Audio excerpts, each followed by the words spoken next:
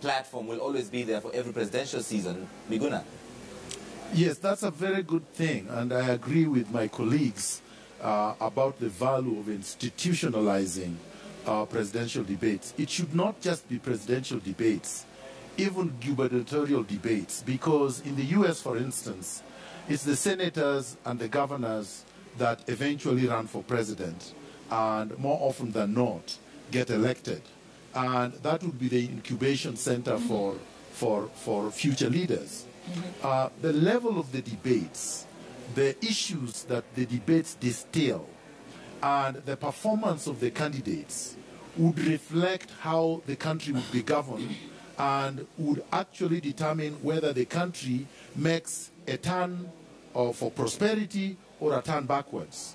And so, for instance, today, when the presidential candidates will be auditioning themselves for the Kenyan people, Kenyans will be listening to hear who has the best plan for food security, for instance, who has the best plan for security, who has the best plan for employment, who has the best plan for infrastructure, and who has the best plan for building a nation, for cohesion.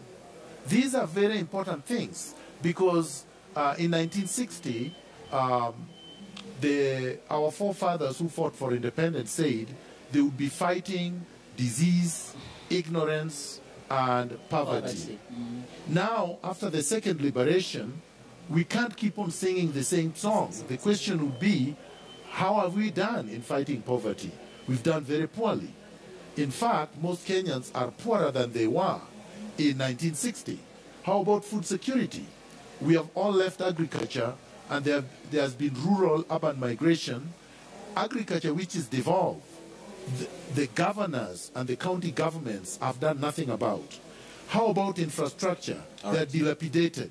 So the point is that this is a real platform which, if used properly, will actually determine how the country is governed, to prosperity or to backwardness. When you show up on a platform like this, which has your competitors, and you want to stand out, how do you make sure that you reach through to the Kenyans so that they feel, this is my guy, this is the person who understands my situation, my issues, and I should vote for? It's a question of having the sound bite, but following through. One thing that I've realized when it comes to such debates, you have a candidate who's prepared with specific few liners. They don't go into the detail. So, like, this platform is the best place where you break it down into pieces. If you talk about, for example, food security, do you understand, for example, that it's a devolved function? Do you understand what role the national government can play vis-a-vis the county government? Can you be able to draw a very coherent policy framework for both? And I think this is where we get the value, because most of the time when you go to a political rally, we have these contenders only giving their promises, but they don't say how. The how bit, the debate offers the platform. And I'm pretty excited that, you know, if you have the entire media, the entire audience focusing, every word, every sentence you say, we take it seriously. And importantly, I would love when you say we want to institutionalize, let's archive it. That a year down the line we'll follow through and ask you, you promised this, you promised on this platform, have you done it? So I would love when you talk about institutionalizing, it doesn't end at the pre-race. After the race we'll follow, and in fact, if you look at the way the US system works, Donald Trump's way of doing things for the last 4 months has been pegged on what he said, in what platforms, including the debate. So I think for us, it's a long-term thing. If we can pick up, and you know, for them to sell their agenda, they only need to break it down so nicely, show us how it is to be done. Because if you promise us, for example, that you're going to create 6.5 million jobs, if, for example, the opposition comes up and say, we seek to lessen the debt, how exactly are you going to do it? Okay. The questions will be there, the audience will ask, we want to see it, show us the way. Your expectation, Joki, for what needs to come up, because there's only one debate before the election, and yesterday's opinion polls showed almost a dead heat between especially the two candidates. How do you stand out? I think we need to be honest. There's been a dearth of honesty in political speak in this country for a very long time. A lot of people were talking last year, in 2015, in 2014, come 2017, this is what is going to happen. 2017 is here, and the same people who are talking are now quiet and kind of vanishing into the woodwork. And like my colleague was saying, they're just coming with promises, etc. I'm really interested in hearing what they have to say about youth, especially because, and especially not necessarily to everybody who's above the age of 18. I think everybody who's 15 and over at this point in time really needs to be watched, because if there's a by-election and people will forgive you in the middle of your term, it's these people who are going to vote. So I think we need to talk to give these people a future. I think it's really interesting for us to talk about where we are as far as women are concerned, as far as marginalized tribes. We need to have serious conversation about where the labor union movement is going in this country, because we cannot have this recycled fights of CBAs that nobody is honoring, and especially when the person who's not honoring is the government. We're on day 51 of the NASA strike. Exactly, and it's tragic. It's absolutely tragic. So how are Kenyans getting their TB medication? How are they getting their HIV medication? How are they getting their vaccines? It's ridiculous, and we expect them to be healthy and turn out to vote. You know what I mean? I'm really interested in hearing what they have to say as far as the informal sector and enabling the informal sector to have a means to make a livelihood and a means to build wealth, because we've had too many people living on survival for too long. Professor Kiabi. Ladia, I want to mention two things. Yes. First of all, I don't even understand why people are complaining, because I wished that in 2013 we had this opportunity. You know, we were 8, you know, on the platform, and you hardly had time to explain even what you wanted to explain. So I think that the practice of splitting it, even in fact you had even 5, like everybody getting like 5% and above. Never mind, you know, the question about the polls. Right. You still have to organize the debate in a way that people have sufficient time to explain themselves. But what I am looking forward to today in this debate is not even just one specific program. What I'm looking for, because everybody will come and tell us, this is what I'm going to do for education, this is what I'm going to do for health. You know, Kenya is a country that is at a place where we all feel like we are ready to take off, but somewhat something is still holding us back. And I want each one of these presidential candidates to really elaborate in sufficient depth, somehow throughout the entire debate, the direction, paint for us a clear direction about what really Kenya needs to do to leap forward. All right. We are, I'll come back to you, Daisy, like in a moment. wondering. I'm not ignoring you. Why would I do something like that? I'm not a monster. Okay, we're looking at Professor Michael Wenene right now. He's in his holding room looking through his papers, perhaps his briefing notes. You know, everybody comes here with talking points, and you want to make sure that you get through to them. You could be asked about climate change, but you want to say, my take on corruption is this. So he's probably looking through all of those notes right now. And Lulu Hassan is in there. Lulu, what is, you want to go and have a chat with him? Naam, shukran sana Larry Mado kwa upande wa pili wa studio. Kama unavyoona tuko naye Profesa Michael Wenene ambaye ni mgombea huru. Kidogo anaanza kujitayarisha. Bwana Profesa, watu wengi wanataka kujiuliza, je, umejitayarisha vipi kwa mdahalo wa leo? Kujitayarisha tumekuwa tukijitayarisha kwa muda mrefu, sababu kabla hatujaamua, kabla sijaamua kuingia katika kinyang'anyiro cha urais, nilikuwa nimeangalia mambo ambayo yanahitajika kuangaliwa, na hayo tulikuwa tunayaelewa. Kwa hivyo mdahalo ni chance tu tumepewa tuweze kujadiliana na wananchi waweze kutusikiza na waweze kujua sera zetu ni zipi, na waweze kujua watu ambao watawapigia kura tarehe 8 wako na sera gani na ni watu wa aina gani. Na watu wengi wanajiuliza, ulikuwa unafikiria nini ukasema kwamba kwa sasa natosha mboga kwamba nataka kuwa rais wa taifa hili? Mahali nchi iliyoko sasa ni mahali ambapo mtu yeyote ambaye anafikiria future ya nchi ama siku za usoni, especially siku za usoni za vijana wetu, ni hali ya kusitikisha. Na kwa hivyo mimi Saida nimekuwa mhadhiri kwa miaka mingi, na Saida nimeangalia condition ya vijana, na vile nimeangalia condition ya nchi, nimeangalia condition ya wanawake, nimeangalia condition ya wafanyikazi. Nikaona kwamba haifai kwamba tunyamaze ati kazi yetu kila wakati ni kucomplain kwamba mambo hayaendi vizuri, kwamba watu ambao wamepatiwa kazi hawafanyi kazi vizuri. Ni lazima watu wajitokeze na waseme kama kazi haiendelei vizuri, kuna njia nyingine na njia ndio hii, ili watu waamue. Wajua kuna wakati mwingine mtazamaji, ukiwa unataka kufanya jambo lazima ushauri familia, na hapa kidogo namuona Mrs. Wainaina ambaye nitazungumza naye mawili matatu. Karibu sana. Majina yako kamili kwanza? Kwa majina naitwa Dorcas Wainaina na ni mimi bibi ya Profesa Wainaina. Dorcas Wainaina, profesa alivyokuambia nataka kuwania kiti cha urais, ulimchukuliaje kama mwanamke? Mwanzo nilishtuka na nikacheka. Alafu akanipatia manifesto. Mimi nikasoma yote. Nikasema kweli dadi umeamua. Na kweli hapa naona kuna maoni mazuri. Lenye linivutia kabisa ni lile la Women and Youth Development Bank, I must say. Tangu wakati huo ndio nikasema kweli nchi yetu inahitaji mambo kama haya. Kuanzia wakati huo, na ilikuwa tarehe 28 mwezi wa 4, nikaamua kumpa support. Na mshukrani sana. Kidogo nitamuuliza mtoto, je, una support baba? Ndio. Una support kwa nini? Yeah, my father is very peaceful. He is caring and he wants to invest for the youth of Kenyans to make Kenya to give Kenya a better future. Wow. Haya, mmemsikia wenyewe mtazamaji. Kwa hivyo moja kwa moja na kurudisha kwake Duncan Kaemba ambaye kidogo nasikia na mawili matatu waweze kuzungumza na wageni siku hii. Asante sana mwenzangu Lulu Hassan kwa mahojiano hayo. Kwa kweli profesa amejipanga kabisa, na tunaona akibonyeza pale katika ile calculator, pengine anajaribu kukadiria dakika atakazopewa atazitumia vipi. Hapa katika eneo tulilokuwa la wageni kuwasili kujiburudisha kabla ya kuingia ukumbini, wengi wao tayari wameshapiga hatua hiyo na kuelekea katika ukumbi.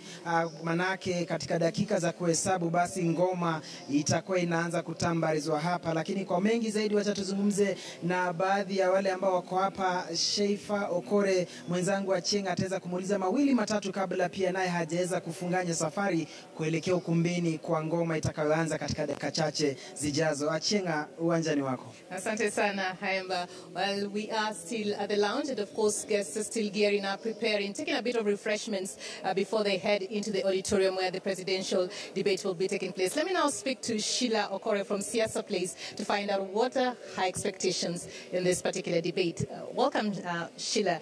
Are you excited to be here? I am.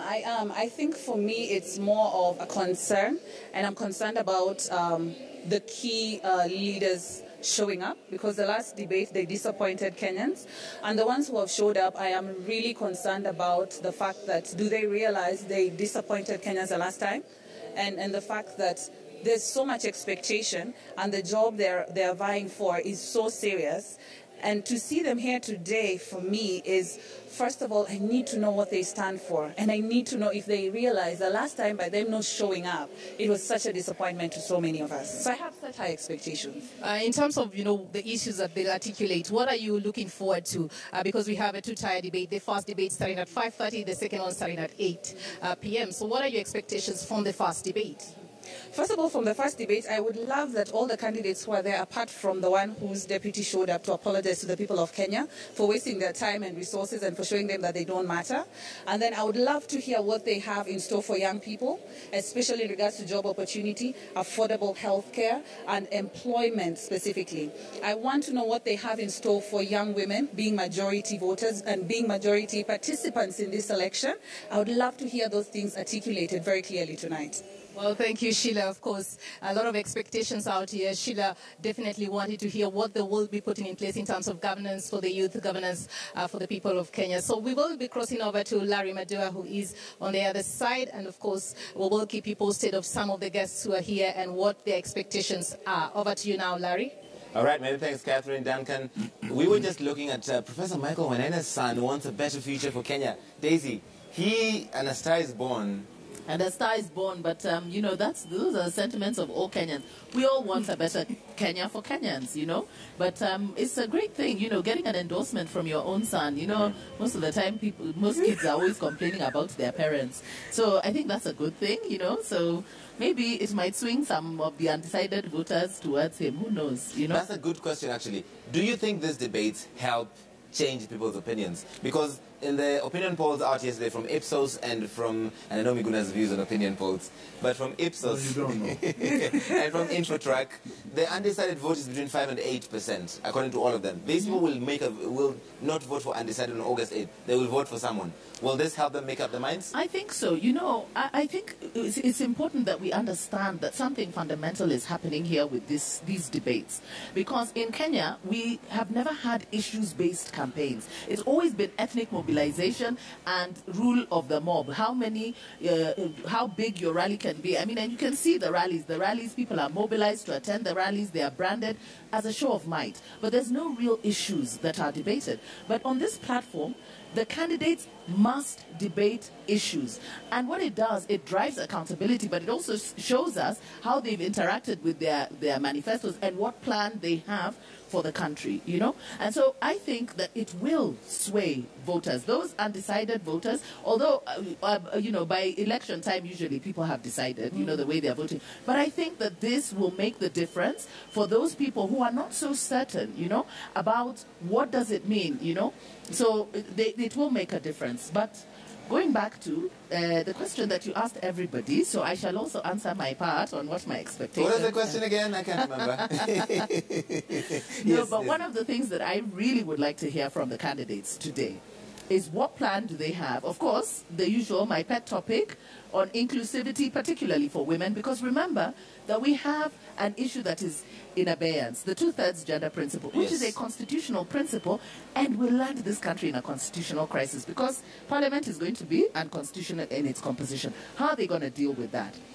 The other thing is their commitment to inclusivity, because we've just had a lot of, you know, lip service around the inclusivity of women, youth, and very cosmetic approaches towards including them, really integrating them in development. The other thing is food security. I know everybody's mentioned food security, but last week we were interrogating a report that was done by the Kenya Bureau of Statistics and the University of Nairobi African Women's Studies Center.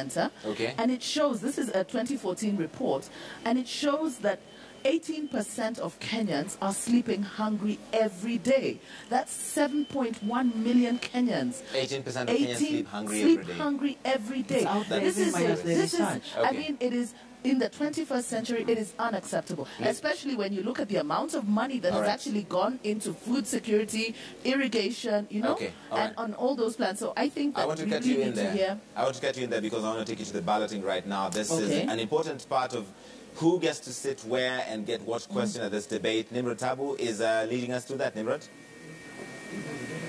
Naam, asante sana Larry. Kama unavyoona tuko katika sehemu ya mapokezi katika ukumbi ambao utatumika leo katika mjadala wetu wa kwanza ambao utaanza mwendo wa saa 10:30 hivi, saa 11:30 hadi mwendo wa saa 1 ni wiradhi usiku wa leo.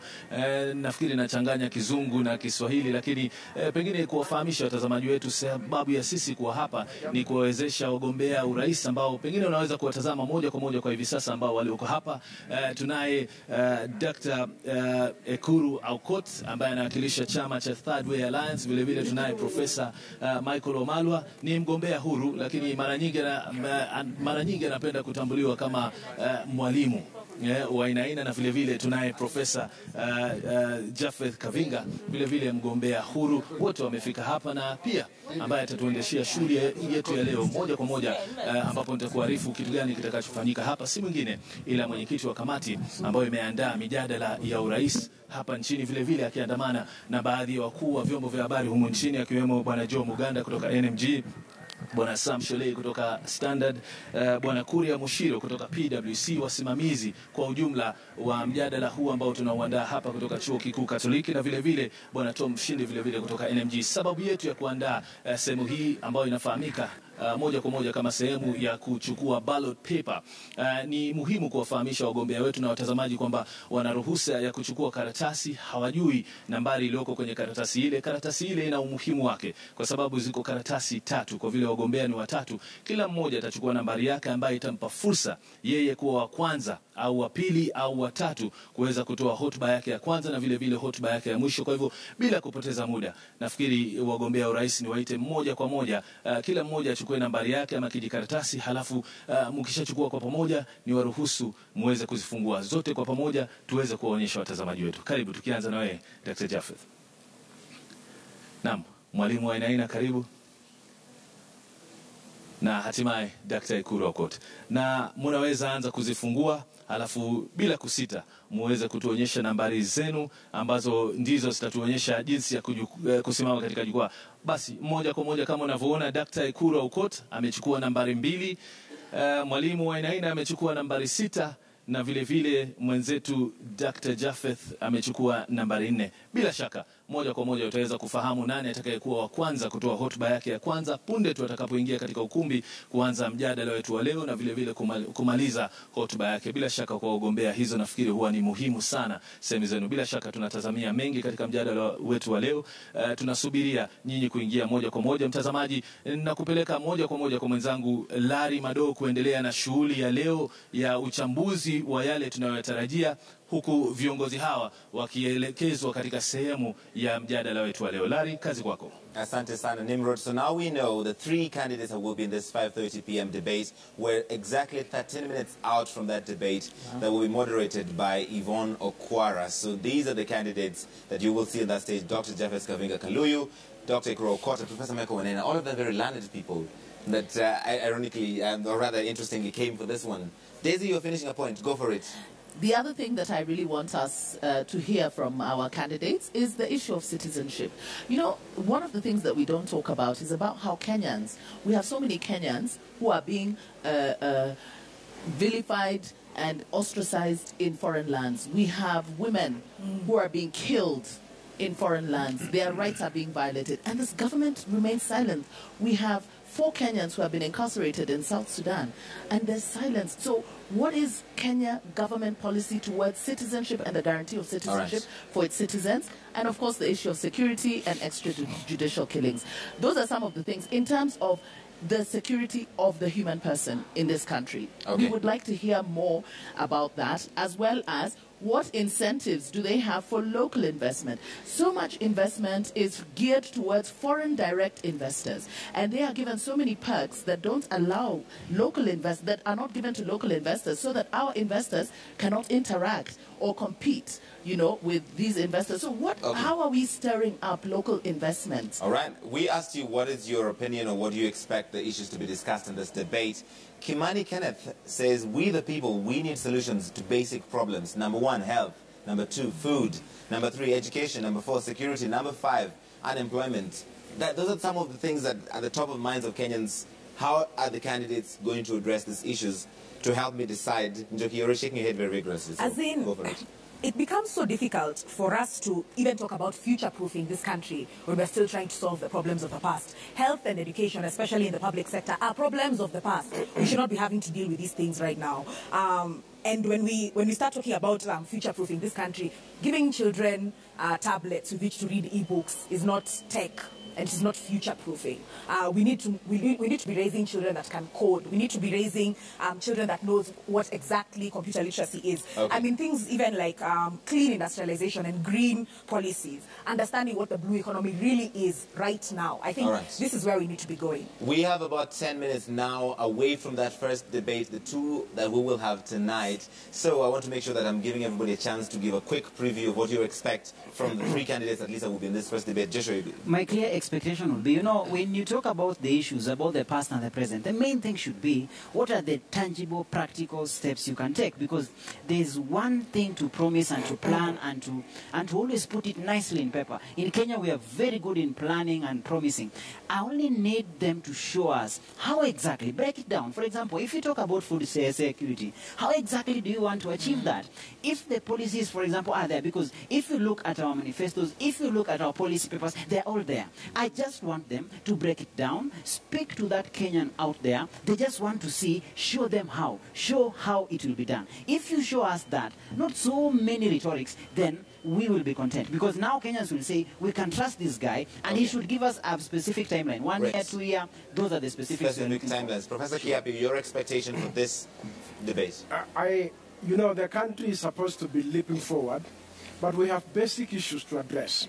Food security, health, education. And you will not, no matter how many railways you build, no matter how many stadiums you build, as long as you don't address those basic issues. So no that matter how many children you give to laptops? So that, I mean, let me tell you, there's no country in the world, and I was in the Ministry of Education, there's no one country in the world where laptops have improved learning outcomes. None. And therefore, Kenya is not going to be the first one to do the experiments. That is debatable because the government's argument for Jubilee at least is when you give children laptops or tablets at this early age, you're creating a digital generation that will learn how to code, like in Joki said. But let me ask you another question. What is so difficult about building a computer lab accessible to the whole school? The entire school. That has electricity, that has a secure environment, that can be maintained by the school. Why don't they do that? So the children of this country do not need laptops in class 1? No, they need that in a different way. They need to read and do maths. They need infrastructure. If I'm to help him infrastructure necessary they to need support that kind of learning. Basic they need teachers who are paid well enough to care what they are teaching. Yes. I mean, let me tell you, let me ask you a very basic question. Yes. Are you not using computer now? I am. Did you ever start with computer? No, the first time I saw computers in Form 1. Thank you. Which one of us here is not able to use computer now? And at what I got it when I was doing my PhD at the University of Toronto. And I can use it now comfortably. Okay. Agreed. So, Larry... Miguna, your expectation for the debate? Larry, the first question you asked is whether the debates matter. Yes. They matter. And history is important. In 1858, Abraham Lincoln was not the leading candidate in the American election against Stephen Douglas. And after their great debate in 1858, he emerged the victor. In 1960, Richard Nixon, as the vice president going into an election, was more rated than JFK. JFK emerged a victor in that election and won the election. Purely because of the debate? Purely because of the debate. In 1992, Bill Clinton debated with H.W. Bush and won that debate and won the election. In Kenya, Abdullah Dida was supposed to have performed well, considering the fact that nobody knew him. He beat more established politicians like Martin Karua and Peter Kennedy. And then he emerged number 3 after the 2 major candidates, which means debates matter. Anybody who says debates do not matter, do not understand democracy. Democracy is a contest of ideas. Thank you. And when you debate, you are interrogating each other and articulating your visions and ideas. The public is watching. They will choose the one that performed better in the debate. So of course eloquence matters. Now people will say eloquence does not matter. But you can't be eloquent if you can't think. Eloquence means clarity in thought. If you don't have a clear thought, it will never come out. So nobody is going to tell you. No, this is very important. Because I've had people say, oh, it's English, it is this. No, it is not. It is Ngumingi na catwalk. Anybody who cannot... Listen to me, Larry. Anybody who cannot speak clearly and cannot write clearly means he cannot think clearly. And anybody who cannot think clearly cannot lead. It drives accountability. I want to confirm that. In Maasai culture, the best leaders are not necessarily the people who have money or whatever it is. If you find a person who can command oratory skills, and people are sitting and he can talk and they people listen, they become a leader. Okay. And let me add something. Oratory skills are not a thing that you learn in school. No. You develop them by yourself. Yes. Correct. Yes. So this is not a thing that necessarily you need to have finished Form 4, you need to have done this sort of course, etc., in university, in order to have them. But there's criticism of oratory skills. I remember when Barack Obama won the Nobel Prize, and people said, no, he just won it for public speaking. Not at all. It is, you speak about content, Larry. You speak about a policy, you speak about a content. In fact, it is not about reciting a poem. It is content, it is policy. When they'll be on stage, they'll be asked specific questions. How are you going to do this? How they answer in a clear in a clear, defined way. There's the oratory skill there, but importantly, they break it down and explain it so well, and Kenyans will go away saying, well, they yes, explain it well, so that they're able. Okay, give them 1 second. Okay, Daisy has seated her second. That is second.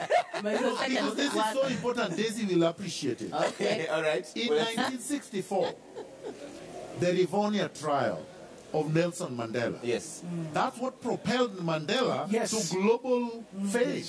Nobody knew Mandela. Right. But after he gave his Rivonia statement at the trial, people say, yeah, this is the leader. Yes. And from there on, Mandela became the global statesman that you knew. Okay. Well, a good example from what happened last week, even though in a minor way, is Mudura. He was yes, he was an unknown, but now he's on everybody's lips. I think he's. But for how long? No, he's more famous now than his presidential candidate. Absolutely, you know. So I mean, it does have impact. In fact, but for me, one of the most important things about it is it drives accountability, because they will have to give us their issues based on what it is that they are planning to do for Kenya.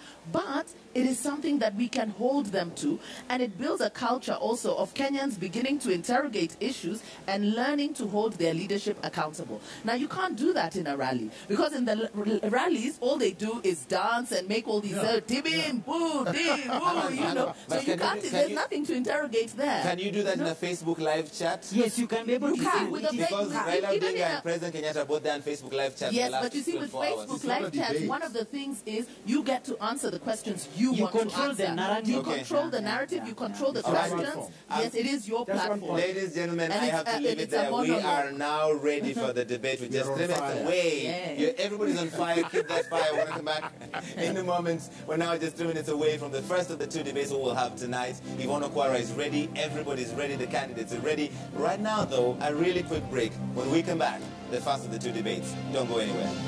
Excellent.